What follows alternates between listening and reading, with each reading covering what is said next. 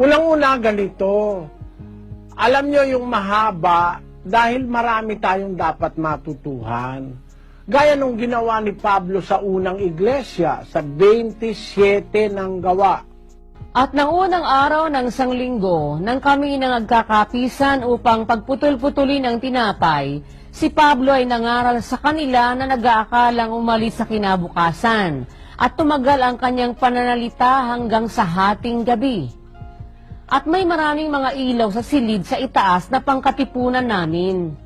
At may nakaupo sa durungawa na isang binatang nagngangalang Eutico na mahimbing sa pagtulog. At samantalang si Pablo ay nangangaral ng mahaba, palibhasa ay natutulog, ay nahulog buhat sa 3 grado at siya'y binuhat na patay.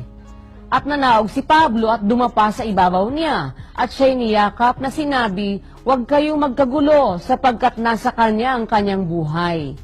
At nang siya'y makapanhik na at mapagputol-putol na ang tinapay at makakain na at makapagsalita sa kanila ng mahaba hanggang sa sumikat ang araw kaya't siya'y umalis. Makikita mo kapatid, yung mga unang Kristiyano, pinapangaralan ni Pablo.